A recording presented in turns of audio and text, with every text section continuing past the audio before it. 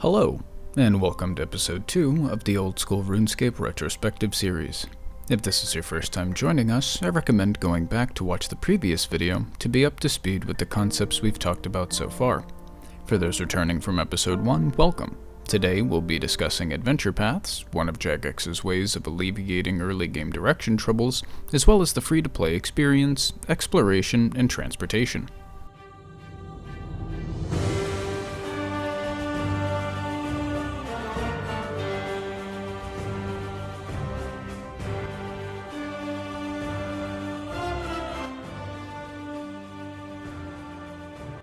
As referenced in episode 1, there are 23 skills available in Old School RuneScape, 15 of which are available in free-to-play. The player has access to the lands of Misthalin, which include Lumbridge, El Carid in the Caridian Desert, Draenor Village, Barbarian Village, Edgeville, and of course Varrock, which acts as a player hub, most notably at the Grand Exchange in both free-to-play and members. Also available to free-to-play folk is the Kingdom of Esgarnia, which includes the towns of Falador, Rimington, and Port Serum, where we can take a boat to the islands of Koramja and Corsair Cove, and lastly, there's Ice Mountain just to the north of Falador. To round out the free-to-play map, we have the Wilderness to the north of Misthalin, where players of similar combat levels can duke it out in a winner-take-all PvP environment. Diving a little deeper into the realm of exploration, Old School RuneScape kind of lands as a hit or miss for me, in terms of enjoyment and worthwhileness when it comes to exploring areas unknown. In RuneScape, there's no XP rewards for going to a new area for the first time, nor are there any introductions, graphics, or banners for entering new areas, with the special exception of during Desert Treasure 2. Now, I'm not saying it should necessarily be a grandiose parade every time the player happens to stumble into the boundaries of a new town, but any sort of acknowledgement that a player's discovered a new zone or territory I think would be an easy way to give the player something while simultaneously giving them nothing. This being said, it's still enjoyable to go to the outer reaches of the map just to see what there is. For example, after completion of the quest Song of the Elves, the player can visit the town of Gwenth, a quaint village of a few houses, a waterfall, and a pier extending into the ocean to the north. Functionally, there's nothing for the player here. I mean, you could use the flour mill, but it's so far from a bank that it's really just scenic. But other than that, there's nothing really here. And that's okay. It's enough just that the town of Gwenth exists. It's easily one of the prettiest, most serene areas in the game, and it's essentially pointless, and I love that. The reward for coming here is coming here. In that sense, RuneScape lands as a hit. RuneScape has many places that exist just because they enrich the world and make it seem much more like a real ecosystem with functioning cities, economies, sleeping quarters, etc., without necessarily providing anything for the player to do, as much as providing something for the player to observe and think about to expand their worldview of Gielinor. Another example of this is the in-game museum that resides in Varrock just north of the East Bank. In the lower sections of the museum, everyday citizens are walking around, enjoying the nice weather, and enjoying an outing at the museum. Seeing creatures that the player has encountered and oftentimes defeated put up on a literal pedestal, and seeing how the citizens of Gielinor react to seeing such creatures reminds the player that we're not just an everyday citizen in this world, and through our time leveling our skills and doing quests, we've become a stronger adventurer that can overpower the monsters on display for normal people to marvel at. In these ways, RuneScape is masterful at world building and making you believe that whether you're online or not, there's always something happening on Gielinor, and this world spins with or without you, so to speak. This can be both humbling and helpful at putting into perspective the times the player really does save the realm in an above and beyond call to arms against a world-ending calamity. Moving on to our next topic of discussion, let's check back in with our hero, Frogsniffer7, to see how we're getting along with adventure paths. We log back in, and the game suggests right away that the player go and see Adventurer John if they're feeling stuck, so that's what we do. After speaking with Adventurer John, we take a peek at our Adventure Paths tab, and I feel like 90% of new players are going to be most interested in the combat path first, so that's what I decide to do. I put on my best in-slot gear and make my way over to the Lumbridge cow pens, where I start to level my attack on the helpless cattle and make sure to collect any of the cow hides and beef they drop for some easy starter cash and food. Making my rounds between Lumbridge Castle, the range where I cooked my beef, and the cow pens, one can't help but notice our character's ability to run any great distance certainly leaves a bit to be desired. While this can be alleviated by leveling the member's skill agility, we're sticking with the free-to-play experience for now, and it can't help but be stated that the current situation with the run energy is very not fun, and it only gets worse when we start getting some gear that weighs us down and run energy depletes even quicker. That being said, we complete our first task for Adventurer John and report back to him for our hard-earned reward. Talking to him will yield us a steel longsword, a nice upgrade from our bronze short sword that we can conveniently now equip with our now level 5 attack. Repeating these steps for the first tier tasks of the combat paths for strength and defense, we're left with some food for more training, some cowhides for tanning and selling, some beef which got us some early cooking levels, and our first piece of steel armor. Now, while I definitely enjoy and appreciate the fact that adventure paths exist at all, I can't help but feel like they're a little arbitrary in nature. For a game with such finely crafted quests, for example, you're never going to have a WoW-style kill 30 boar and come back to me quest. Sure, that's kind of the entire premise of the Slayer skill, but at least where quests are concerned, they're genuine narrative. For a game where we're so lucky to have quests that actually feel like hundreds of fully realized stories, it's surprising to me that Jagex didn't try to tie the adventure paths to any sort of lore, or some sort of free-to-play quest that we can go on that requires having completed the adventure path. Maybe even something generic like joining a town guard, or helping John with a rumor he heard about where someone was pestering the locals, but he's too busy at his post to go investigate, and figures when you're finished with your adventure paths that you'll be more up to the task. I don't know, I just think something to make Adventurer John and the adventure paths feel a little more in place with the rest of the world. Again, this is a small gripe, and I'm glad they're here regardless. For now, we'll leave Frogs in FR7 to continue with some of the next level adventure paths while we take a look at transportation in old-school RuneScape. Walking, teleportation spells, tablets, scrolls, fairy rings, jewelry teleports, charter ships, swamp boaties, NPC guides, you get the point. There's a lot of ways to traverse the world of old-school RuneScape, but you've usually got to put in the legwork, usually literally, to get things going. Furthermore, while it sounds like there are a ton of ways to get around, and there really are, most of those are limited to members only. So for now, our options are currently hoofing it and legging it. We do have access to the Chronicle book from Diango in Draenor Village, but that costs a bit of GP we currently don't have, being fresh off Tutorial Island. When we start to level our magic, we'll be able to cast teleportation spells to get us around the main towns, which will speed up our gameplay tremendously. Given that the map is only so large and free to play, you might think that the world would end up feeling small after a while, but since our traversal options are also limited, and a brand new player might not even learn about teleporting until several hours of game time, it can lend itself positively to the illusion that the world is larger than it really is.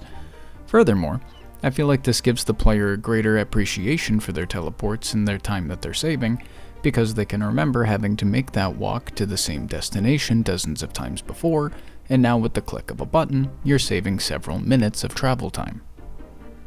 On the member side of the coin though, Jagex does a fantastic job at rewarding the player with a myriad of ways to travel about the world.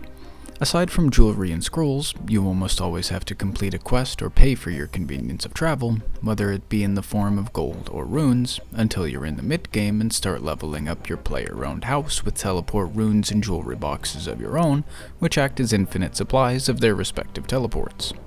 Aside from teleports, RuneScape has a fantastic charter ship system, where the player pays a charter fee to be transported to one of the many ports around the game. There are fairy rings, a reward from partial completion of the quest A Fairy Tale Part 2, a connected network of magic mushrooms in nature all around the game.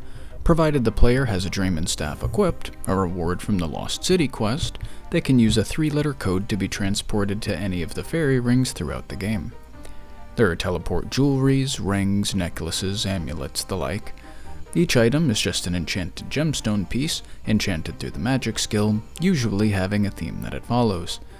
The game's necklace, for example, teleports players to various mini-games around the world, as well as Corporal Beast, for some reason. The dueling ring teleports players to various places where player versus player activity might take place, and the skilling necklace takes players to different skilling guilds around the game. You get the point. One could make the argument, in fact, that there are too many teleports, which I can certainly see the legs of. As a maxed player, trying to prepare for any given activity where I might be roaming around a lot, like clue scrolls for example, it can be a nightmare trying to figure out which teleports to bring to cover all my bases. And then, when you have all your teleports, staring at those to think about which is the best option to get to any given location, because you may have 4 or more options that will get you seemingly equidistant.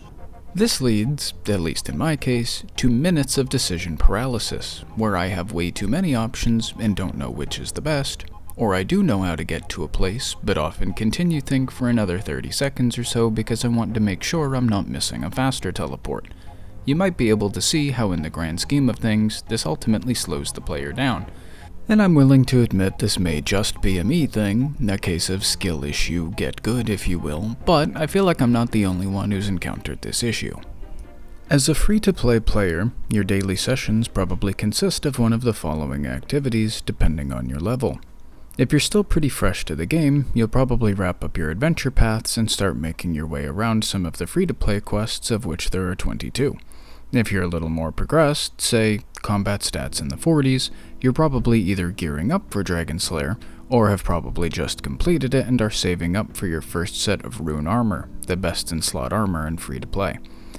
Or, if you're even further progressed than that, you're likely killing Okra's Shamans in Corsair Cove, and maybe considering getting membership or a bond with in-game GP. Like many players, your eyes probably gleamed a bit the first time you saw Dragon Slayer and thought about going on an awesome dragon-killing adventure. Dragon Slayer more or less caps off the free-to-play experience and feels like a good way to cap off this episode. So, with that being said, let's check back in with our hero to see how we're getting along. Frog Sniffer 7, our account we're using to play the game through a new, free-to-play player's eyes, has undergone some changes since the last time we saw him. On the outside, we've upgraded to a mithril chain body, and check out that devilish longsword. Let's take a peek under the hood and see what he's been up to. As you can see, completing the adventure paths took us to level 20 in our melee stats. We also got some hit points levels, meaning we'll be able to withstand some more damage. We got up our cooking from all the beef we picked up from the cows, and we'll eventually be able to sell the cow hides on the Grand Exchange when we have access. We'll use the GP to invest in some better gear, food, and skilling supplies, but until then, let's start taking on some of the quests around Lumbridge. While we're here, let's talk about the town of Lumbridge as a whole, and how it serves as the starter zone for old-school RuneScape. If you recall the last episode, at the end of the tutorial, we're plopped down in the courtyard of Lumbridge Castle.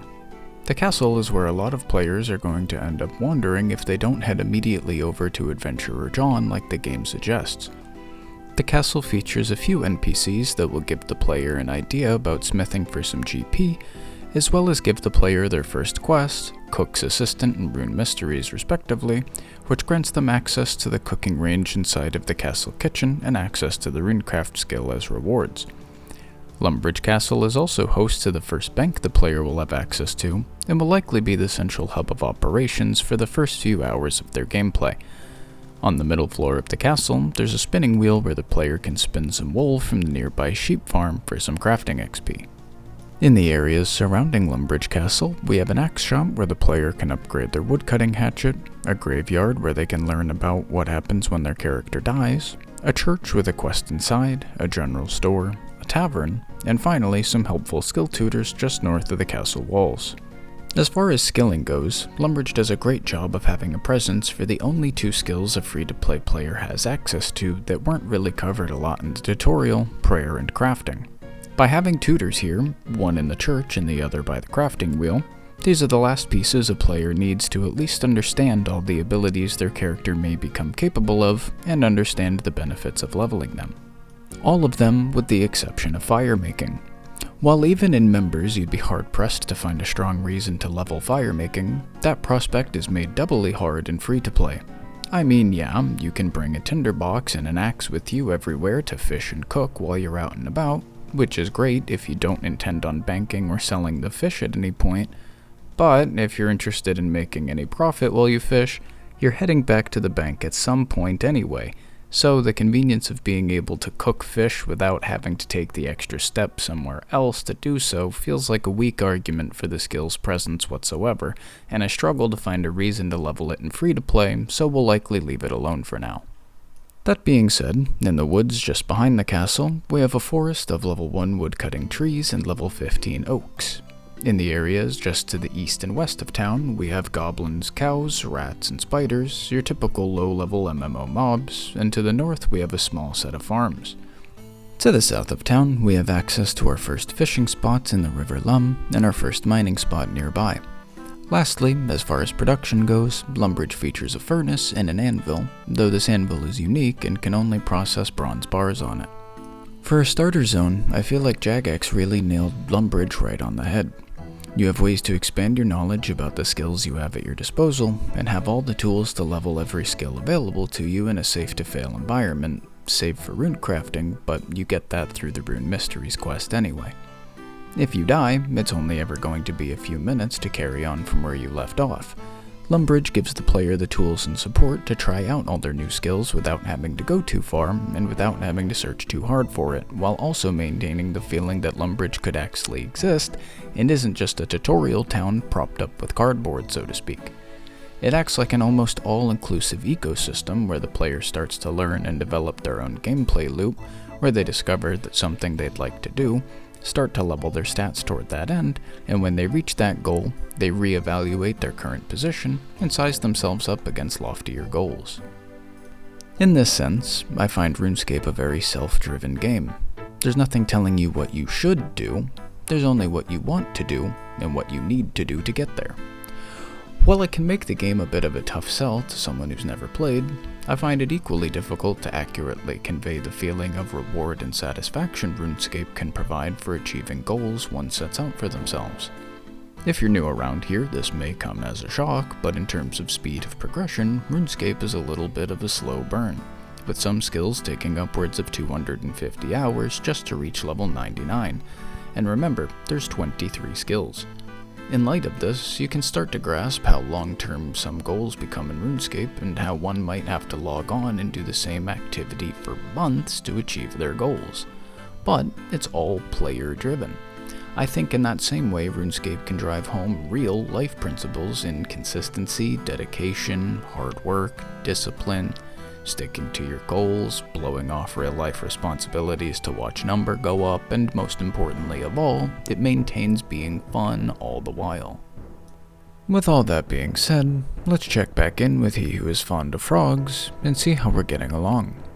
We've taken our first baby steps in terms of questing, knocking out all that was available to us in Lumbridge, being Cook's Assistant, Rune Mysteries, X marks the spot, the Restless Ghost, and Rune Mysteries. Let's take a look at each of them now.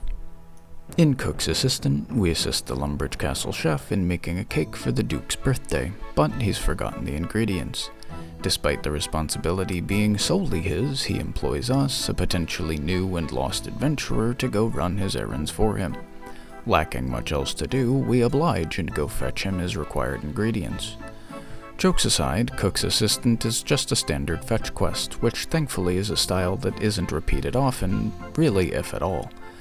It was present in RuneScape Classic and was one of the first quests ever introduced into the game, where it likely served as a test for how quests would be deployed into the live game back then.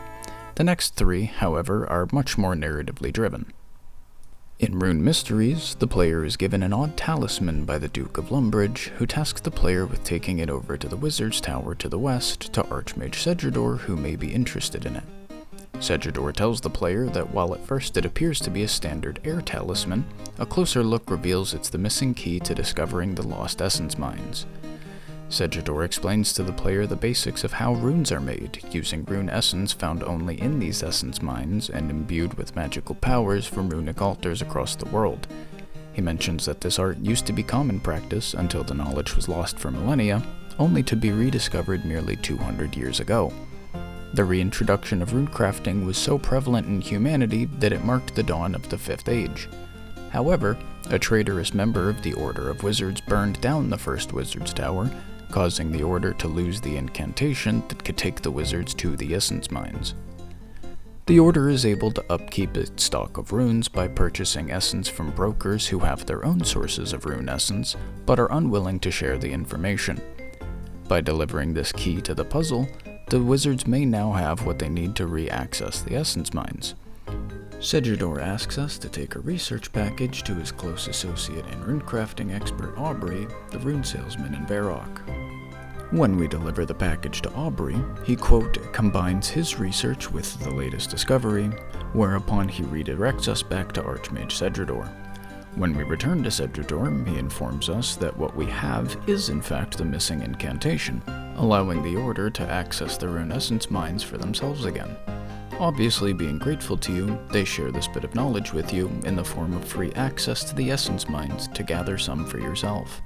All in all, the quest essentially serves as a longer-winded but better disguised tutorial about the runecrafting skill, and is a great excuse to get the player to leave the starter zone and travel around the world a bit. Even if it doesn't actually teach us how to runecraft, an attentive player will have picked up enough, I think, to be able to get a move on runecrafting if that's what they wanted to do. Not only that, but it also gives the player a bit of backstory on the world and how runes come to be, all neatly packed into a 15-minute or so adventure, and doing what I think is an amazing job presenting the player with a good expectation about what quests are going to be like moving forward.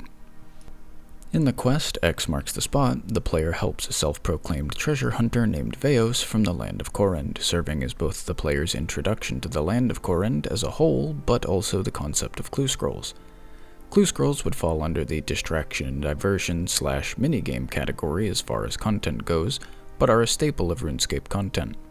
With 5 tiers of clues to complete, from easy to master, the player follows a series of clues where they'll decipher anagrams, solve puzzles, and dig up the next step in search of a treasure chest at the end.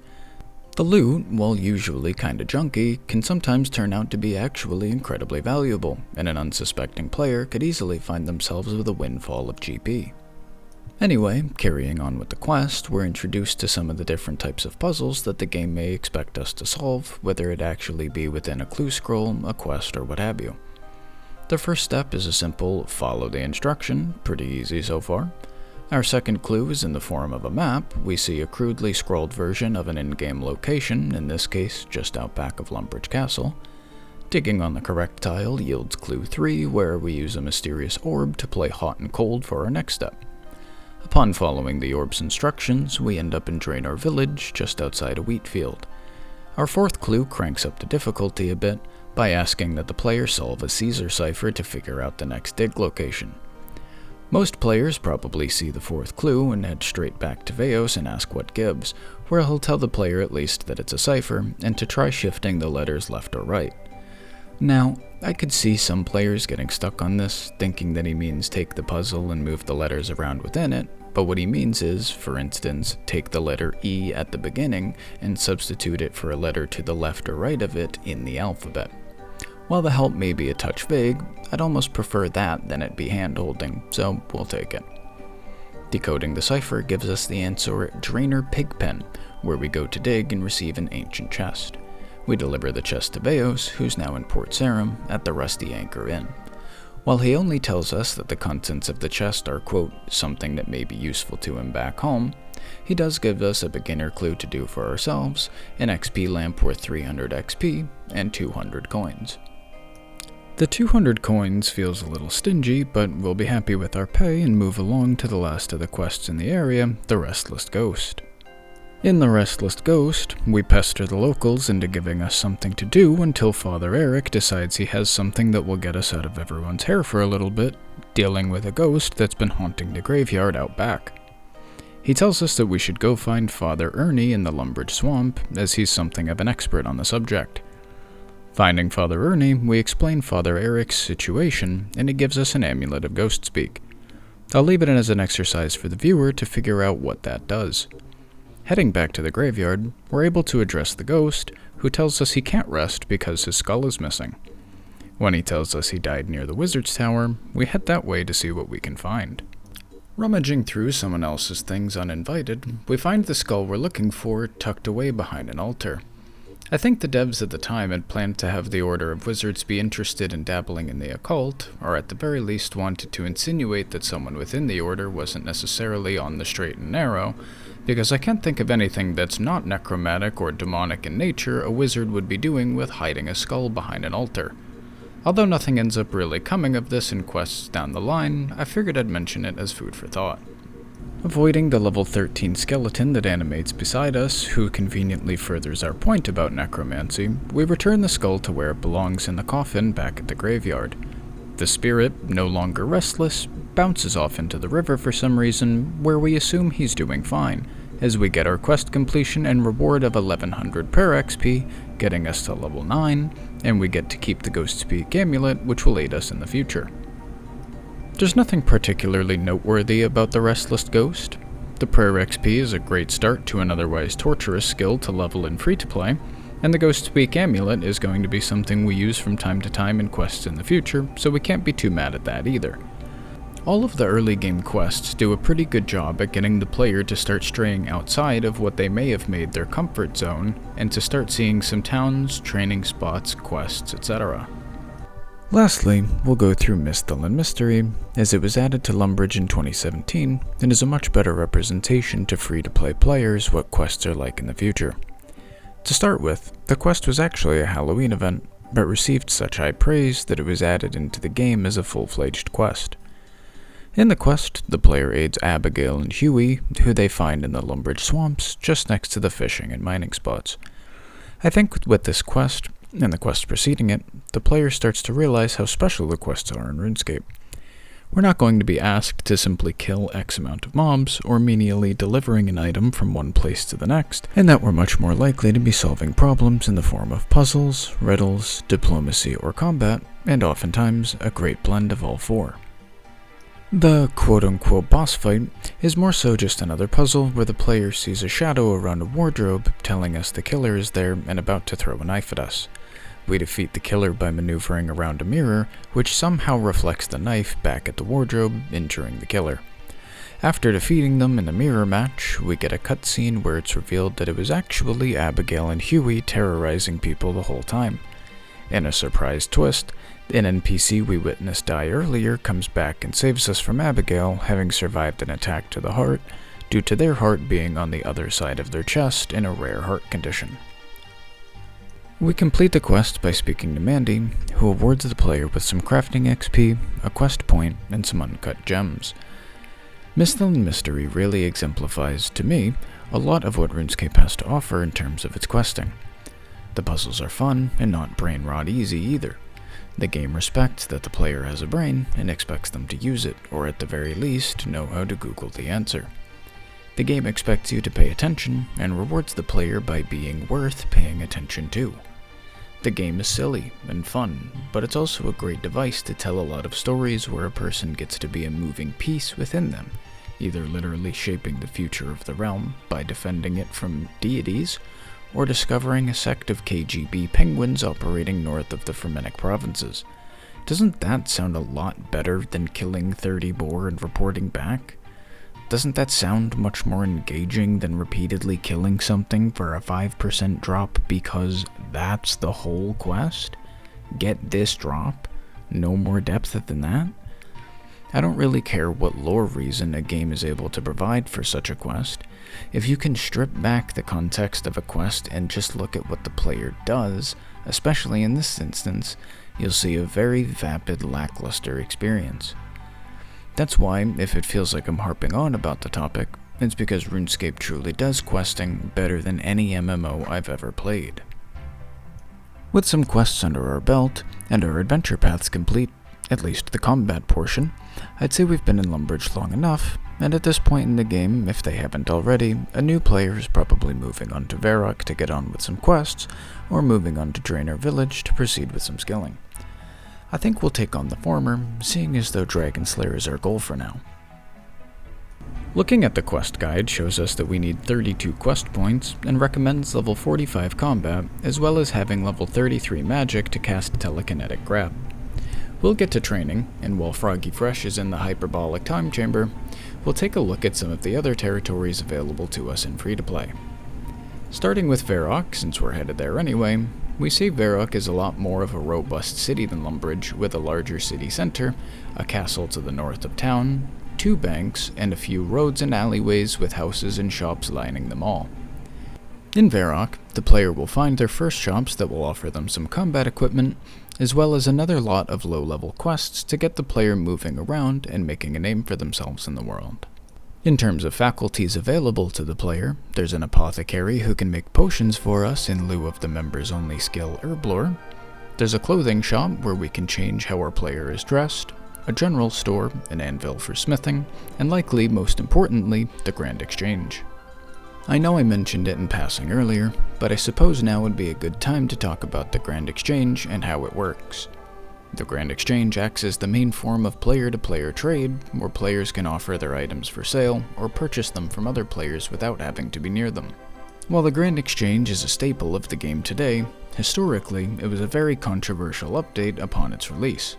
You see, way back in the day, to buy or sell items, one used to have to go to a heavily populated world and area, usually Varrock West Bank or Falador Park, and type repeatedly in the herd of people that you were buying or selling something until your little 10-year-old fingers were sore, or your computer took off like a jet engine because of all the people it was trying to render. This time period is often said to have been a golden age for RuneScape because of the freer market and the ability to merch, or essentially log in and trade people for profit all day. While I definitely look back at this time fondly, I definitely have far less time in my adult life and don't really want to spend it standing around spamming that I'm buying or selling anything. Furthermore, with the increased amounts of alchables, Slayer, and Bossing provide, I think players would find it much more difficult to offload any amount of bulk loot they've established. That being said, let's take a look at our last major free-to-play settlement, Falador. Falador has a few points of interest, most notably the Furnace, the access to the Dwarven mines on the east side of town, and the bank conveniently between the two, to name a few. The town also features shops for chainmail, shields, and maces respectively. There's a gem store which is functionally useless as it never has anything in stock. This kind of shop was commonplace back in the days before the Grand Exchange, as they were supposed to be sort of a specialty shop where players would sell such goods like gems, jewelry, etc. Falador Castle has 2 quests for the free-to-play player, being Knight's Sword and Black Knight's Fortress. The wall that borders Falador on the west side separates us from the members-only territories, and on the east side of town we have the party room where players host drop parties for their friends, should they have any. There's a few mining locations here, the Dwarven Mine and the Mining Guild for free players, and the Motherlode Mine for members. Lastly, we have the Falador Farm and Port Serum just to the south. Falador slots itself really nicely as the mining hub for both low and high-level free players, with something to do for everybody, and a furnace a few steps away from the teleport location. In both free-to-play locations, there are various ores ranging up to level 70 required adamant, with the legendary rune ore being reserved for members only, at least in this place. With a basic understanding of skills, the locations we can visit, and how quests work, I think it's time we pick up the pace a bit. I mentioned earlier that the hyperbolic time chamber. Let's check back in with Toadfornose and see how he's coming along. Whoa, looking a lot better. As you can see, when we were able to sell the products of a few hours of cattle calamity, we were actually able to turn a nice little profit. With our hard-earned GP, we buy an Amulet of Strength, allowing us to hit a little harder, and some mithril armor, and this sweet cape for some fashion. Alongside our stats, we went ahead and knocked out the 32 quest points worth of quests for Dragonslayer. I'm not too concerned about giving any more quest overview for the free-to-play quests, as they're all standalone and pretty much follow the same themes that we've seen so far. None of them have any major world implications and are usually just helping out the locals, with the exception of Demon Slayer, a nice warm-up for the dragon, where we take on Delvrith, a city-devouring demon who gets summoned by the Circle of Dark Wizards to the south of Varrock. In short, we collect 3 keys, each with their own small task to accompany them, and turn them in for Silverlight, a famous demon-slaying sword locked in a case in Varrock Castle. With all of that out of the way, I think it's time to take on a dragon. So, I think to go about this, We'll do and review the quest, expand on what free-to-play has to offer post-Dragon Slayer, and get ready to take on membership ourselves. Without further ado, we head over to the Champions Guild to take on our last quest of free-to-play. To start our adventure, we're going to head into the Champions Guild, where we're inducted in by the Guild Master. We ask the Guild Master for a quest, and he directs us to Oziak, a gentleman residing in Edgeville. Oziak makes plain our quest, slay the dragon of Crandor Isle, and he'll be willing to sell us a rune plate body for an exuberant 80,000 coins. We report back to the Guildmaster to update him on our quest, where he starts preparing our funeral arrangements. The Guildmaster will tell the player that Elvarg isn't just any green dragon, but a giant, city-destroying beast looming inside the base of a volcano. Elvarg laid waste to the once thriving city that was stationed on Crandor Isle, and now it's up to us to descend into the ruins and the fiery pits of RuneScape hell and put this dragon to sleep once and for all.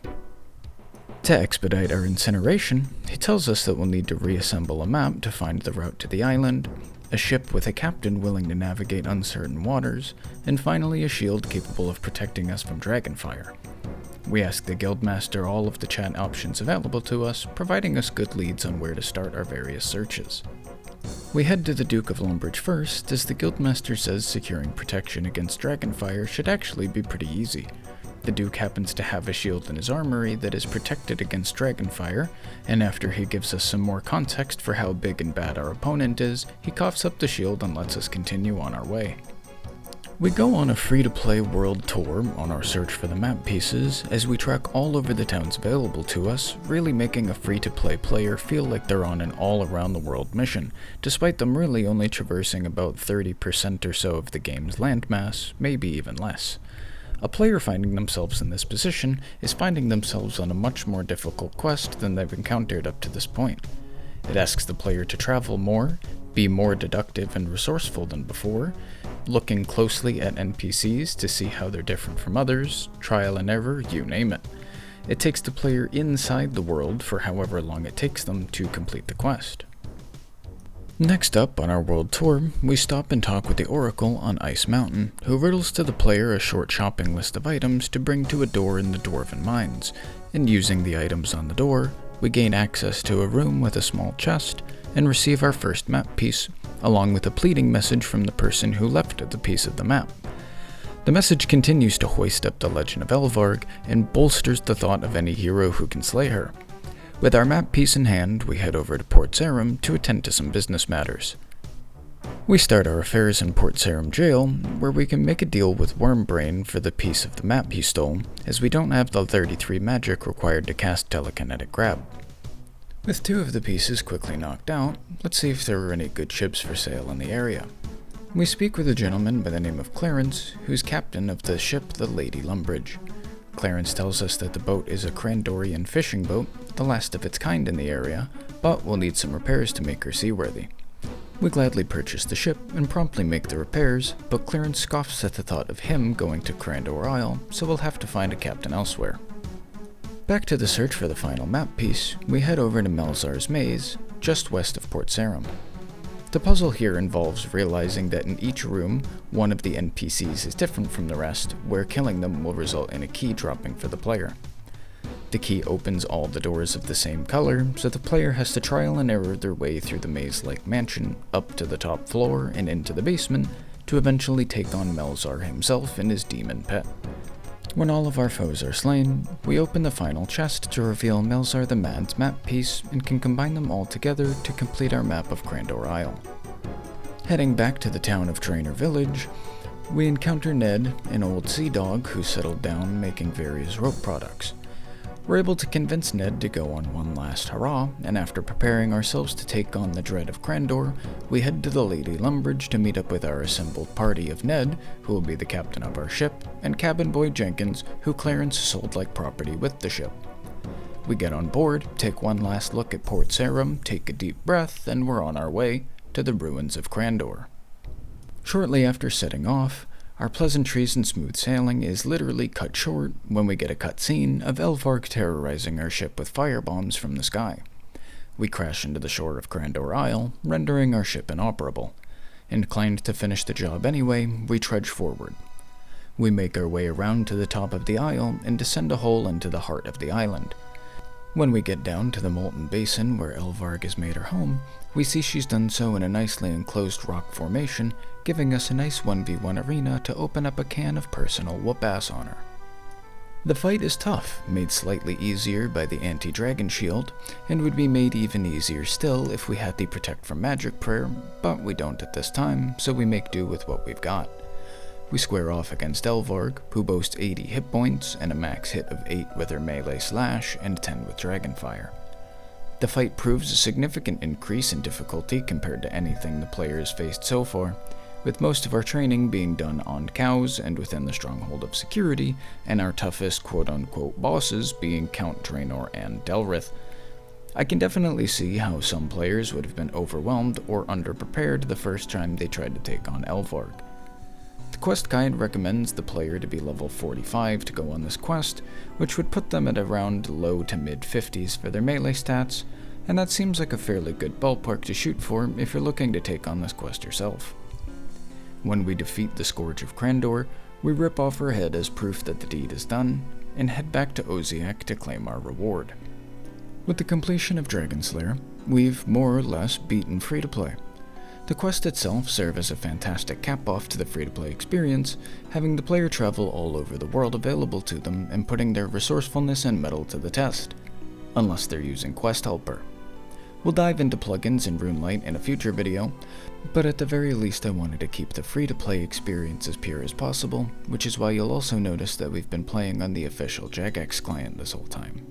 The free-to-play experience in old-school RuneScape is rich with content, with goals easily taking some players weeks to achieve, depending on their available time to play.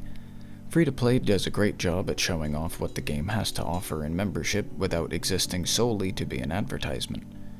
Free players and the content they receive and engage with is a prevalent concern to the developers, and it shows through the content we get for free. While it's true I think free-to-play is still a massively truncated, condensed version of the game, it serves as a complete standalone that players could easily live and play within for hundreds of hours of game time and still not be done with. While it's definitely jam-packed full of different things to do, I still feel like I'd love to see something like Slayer come to free-to-play, with a low-level batch of free-to-play Slayer monsters, say up to level 20, to get the player's toes wet in one of people's favorite and most popular skills. All in all, the old-school RuneScape free-to-play experience, in my eyes, does mostly everything right. I think the lack of direction will be jarring for a lot of newcomers, and while adventure paths do a decent job of circumventing that and building up the player's confidence a bit, they just lack a bit of that why element for me. With that being said, from here, free-to-play players have a few more options of things they could tackle to round out their account before heading into membership. They may be interested in taking on the 3 other free-to-play bosses, Scurius, Bryophyta, and Obor, which we'll take on and touch on another time. They may also be interested in leveling their skills to the highest activity they can do in free-to-play before advancing to members, or even setting arbitrary goals themselves, like base level 50 before going members. A free-to-play player's experience beyond this point is largely going to depend on what they want to get out of the game, but it usually comes down to the things mentioned previously, or killing mobs like Ogress warriors and shamans to amass tons of loot and try to earn a bond, something you can exchange for membership time with in-game gold. The last thing a free-to-play player may indulge in is PvP, or player versus player, which mostly takes place just beyond the Edgeville Ditch, and consists mostly of deathmatching somebody, usually using a bow for rapid attacks and a strong two-handed weapon to finish off the kill. Beyond low to mid-level PvP, there's not very much happening in the free-to-play scene, or at least not that I'm aware of. Deep, deep in the wilderness is the lava maze, at the heart of which are 2 rune rocks. Seeing as this is the best metal in free-to-play, making rune armor, I'm sure this place sees some action, but I couldn't find any. As for now, that's going to conclude today's video. Thank you so much for joining us on today's epic adventure. I hope you enjoyed it and return next time, where now that we're out of free-to-play and the new player experience, I want to talk about things a little more broadly. In the next episode, we'll discuss the introduction of RuneLite and plugins to RuneScape, take a tour of the membership areas Frog Sniffer 7 will be able to explore now and in the future, OldSchool RuneScape's impressive music catalog, and life as a new member. Thank you once again for joining. Don't forget to subscribe and hit the bell to be notified of new videos, and we'll see you next time.